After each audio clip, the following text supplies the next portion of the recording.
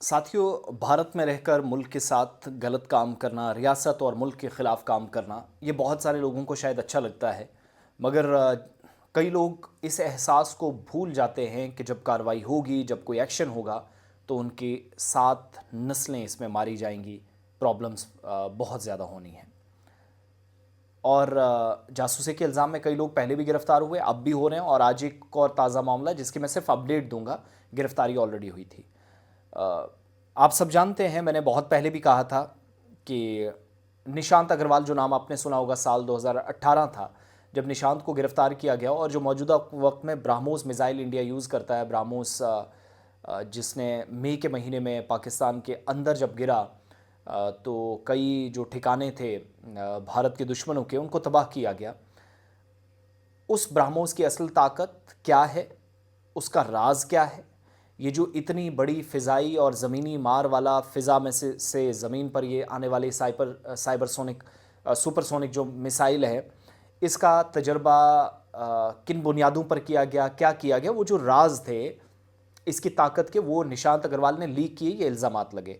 और कहा गया कि आईएसआई, पाकिस्तान की खुफिया एजेंसी, और कई लोगों के साथ निशांत अग्रवाल राब्ते में था, ठीक वैसे ही जैसे ज्योति मल्होत्रा 2025 मई के महीने में पकड़ी गई। अब राहत की बात यह है कि ये जो साइंटिस्ट है और इंजीनियर है, निशांत अग्रवाल, सॉरी, इसको उम्र कैद की सज़ा सुनाई गई थी। और निशांत 2018 में पाकिस्तान की खुफिया एजेंसी आईएसआई को जासूसी और अहम और हसास और क्रिटिकल मालूमात पाकिस्तान को दे रहा है, इस इल्ज़ाम में गिरफ्तार हुआ। अब जुर्म साबित होने के बाद उम्र कैद की सज़ा इसको सुनाई गई थी, वो सज़ा निशांत की ख़त्म हो गई है। उन्हें एक तरह से राहत मिल गई है, बरी कर दिया गया है, और ये कंफर्म हो गया है कि जो उन पर इल्ज़ामात लगे थे, उनमें से बहुत सारे इल्ज़ामात की कोई बुनियाद ही नहीं थी। और कहा गया कि निशांत अग्रवाल, जो ब्राह्मोस स्पेस एयरक्राफ्ट लिमिटेड के साइंसदान हैं, 2018 में पाकिस्तान की एजेंसी के साथ राब्ते में आए। शायद राब्ता पहले से था, बाद में 2018 में तो गिरफ्तारी हो गई थी।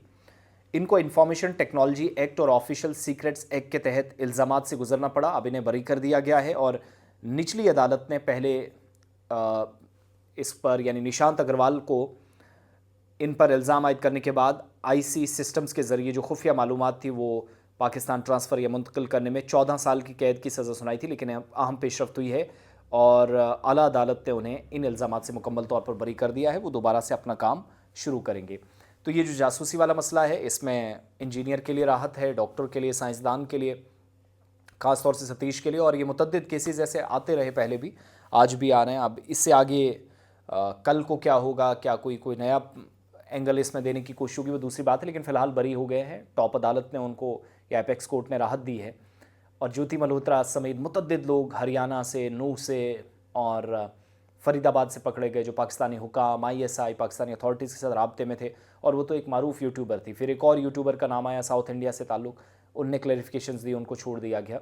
तो ये सिलसिला चलता रहेगा, और मुख्तलिफ़ जगहों पर एजेंसियाँ यूज़ करती हैं। लेकिन किसी के साथ चैट, किसी के साथ कोई राब्ता भी करते हैं, तो बड़ा सोच समझ कर कहीं पर भी, ताकि कोई इस तरह का कोई आप अमल ना कर बैठें अनजाने में, जो आपके ख़िलाफ़ चला जाए।